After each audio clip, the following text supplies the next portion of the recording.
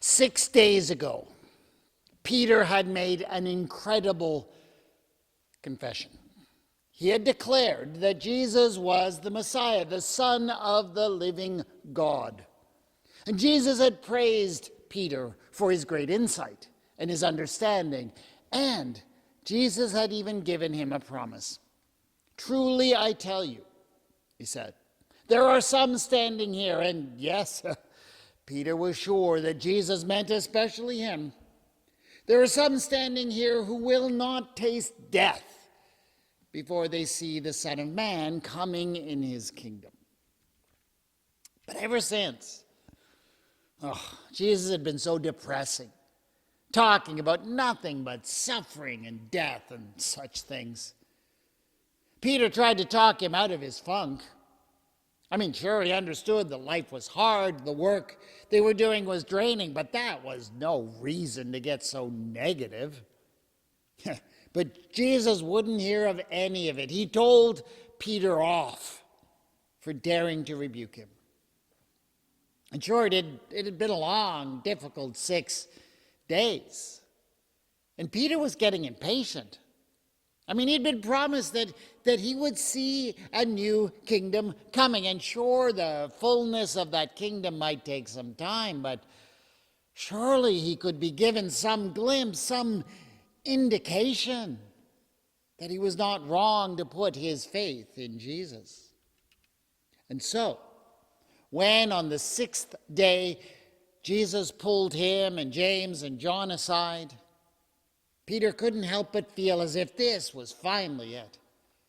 Jesus was going to reward him for his faithfulness with a glimpse of what the kingdom of God was really like. But all that Jesus did was point to a tall mountain off on the horizon. It soared up 2 kilometers above sea level.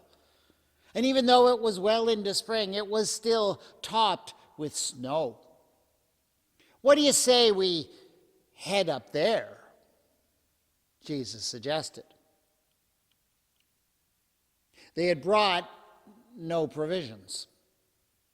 Their well-worn sandals gave them little protection to their feet and filled up with sand and gravel as they scrambled up the slope. And of course, the higher they went, the colder the winds blew. They wrapped their cloaks tightly around them and struggled to keep up with the pace that Jesus had set.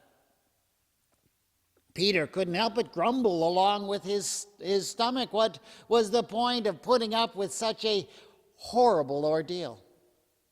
Sure, he appreciated that Jesus wanted to give them an experience that would be denied to the others, but why did it have to be so hard? Couldn't they just go off in private somewhere, easily to get to? Jesus did not explain any of it. He simply encouraged the 3 to keep up as he sprinted on ahead. And by the time they had reached the summit, they were all exhausted and starving. They shivered in the cold air and panted, for there was not enough oxygen to breathe.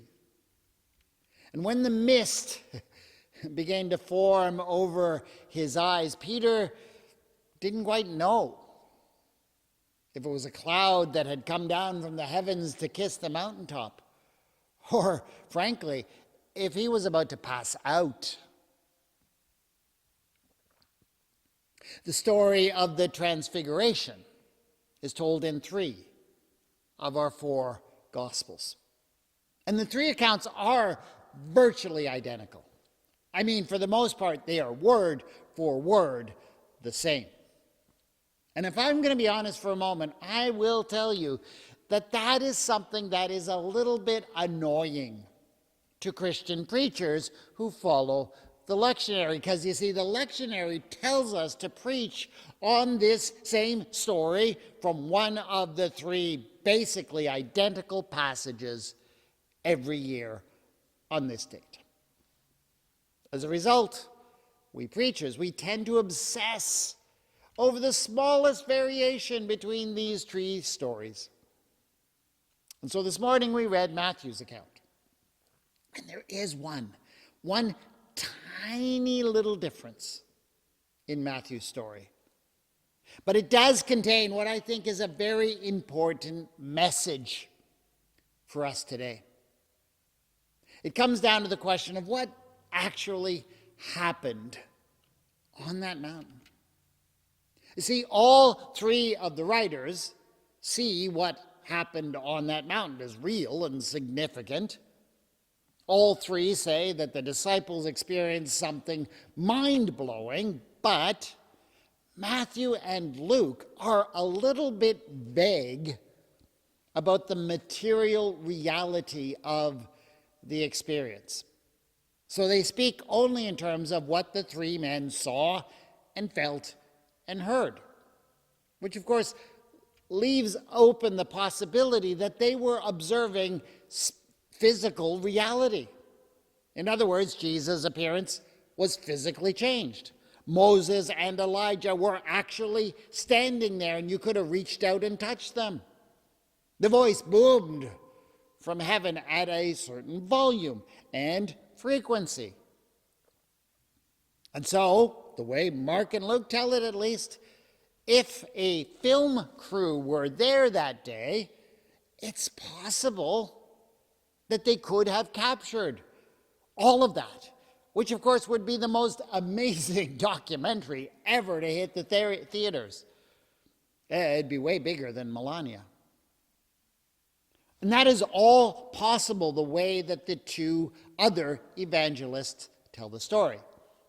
But, of course, it's also possible that what they are describing is a mystical experience rather than a physical one.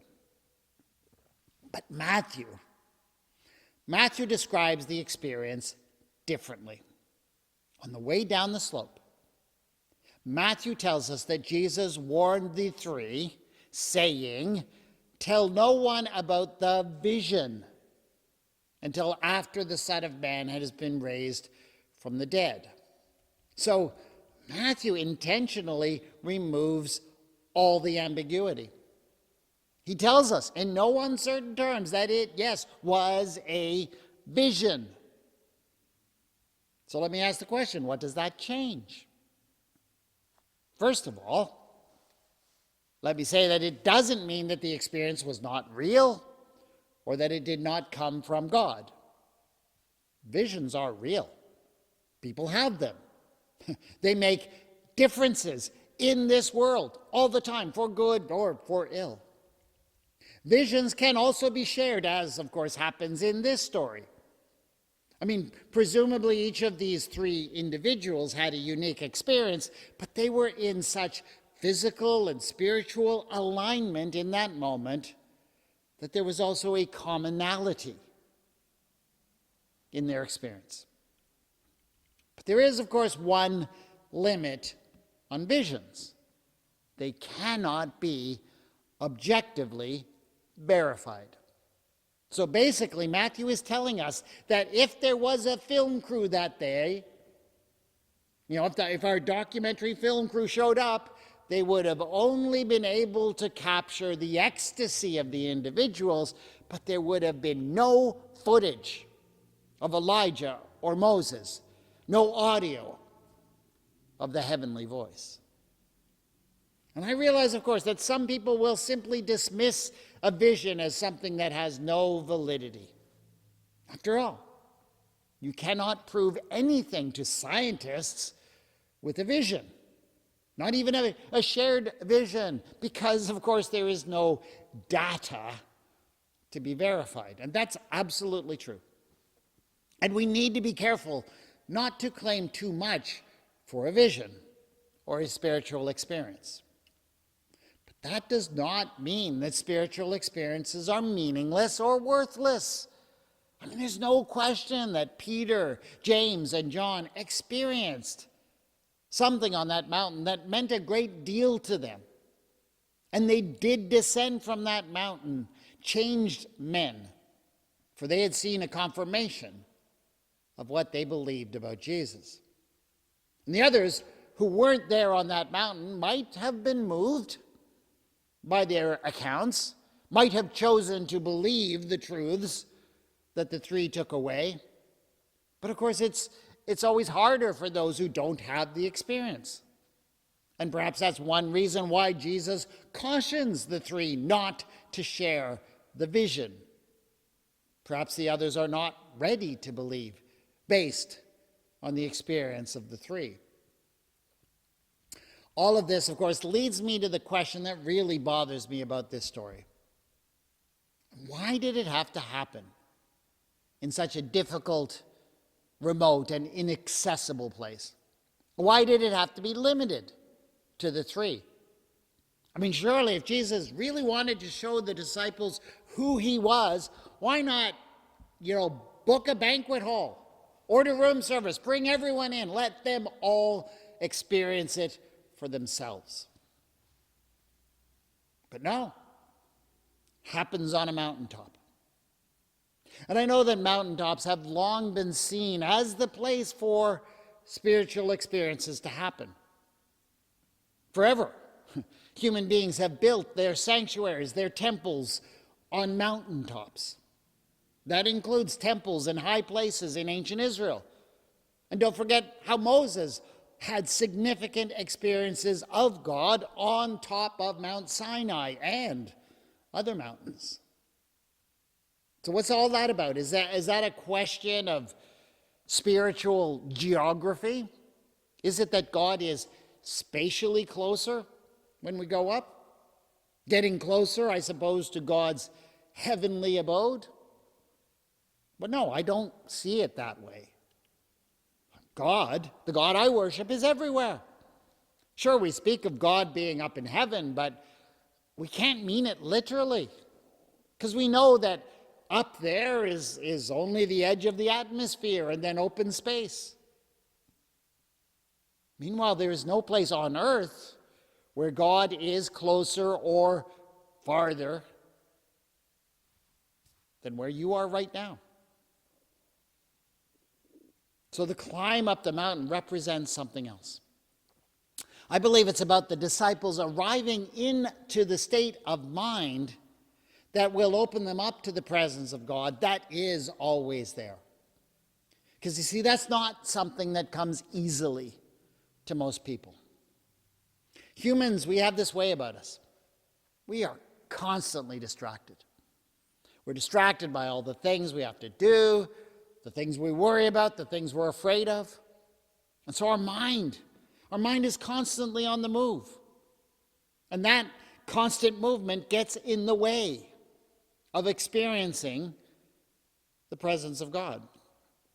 And it's not really just our mind, it's also the body that houses our mind. Because our body is constantly interrupting us in our quest to find God, interrupting us with its appetites, its demands, its needs. And indeed, we spent the bulk of our time and attention and energy making sure that our bodies are okay and the bodies of the people we love are okay. And that's fine. I mean, there's nothing wrong with that. That is a good and necessary part of what it means to be human.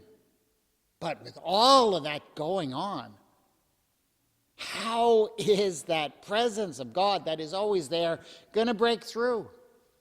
How will we be able to detect that presence in the midst of that constant chorus of demands that surrounds us? And that is why visions and spiritual experiences are so rare. Not because God is absent, because we are distracted. And so Jesus says to Peter and James and John, "Come, let's climb up that difficult mountain over there." And what does that arduous climb do? Well, it exhausts their bodies. They are forced into a state where they have to ignore everything, all their hunger, all their desire. They're reduced to the point where they can only give thought to the most basic of survival functions, getting sufficient oxygen from the thin air into their lungs. What Jesus is doing is getting them to the place where their human minds are prepared to receive the vision of the Son of Man coming in his kingdom. That's why it's on the mountain and away from the others. And I believe that is something that still happens to this day. I mean, it happens literally to those who test their bodies and their endurance by climbing mountains. They have spiritual experiences. They report profound spiritual experiences on the peaks that they conquer. But I realize, of course, that not all of us are going to become mountain climbers. And don't worry, I'm not saying that you will never experience the power and the presence of God without taking up mountaineering. But I believe that mountain climbing is a great metaphor for the kind of work you have to do to prepare yourself for that kind of experience. Learning to prepare the mind and the body to experience God's presence is something we can all do. But it's not going to happen unless we work at it. Those who take up meditation and contemplation, for example, have such experiences. Oh, it certainly won't happen the first time they attempt it. It won't happen every time, but it can even take years and years of practice before you learn to quiet the demands of your body enough that the voice of God can break through. But anyone can learn to do this.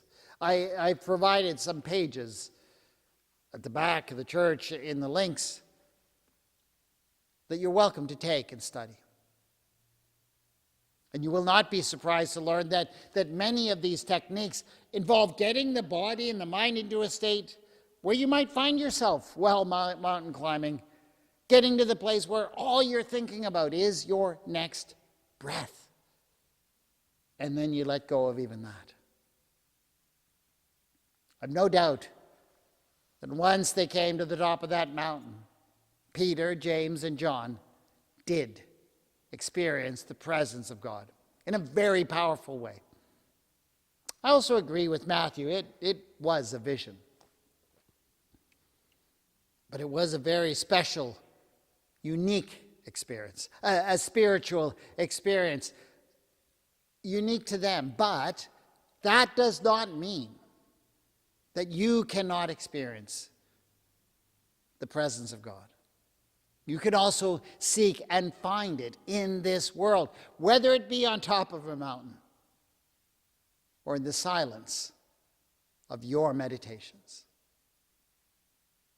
We praise you, God, who are present. Teach us to be aware and mindful of that presence. Amen.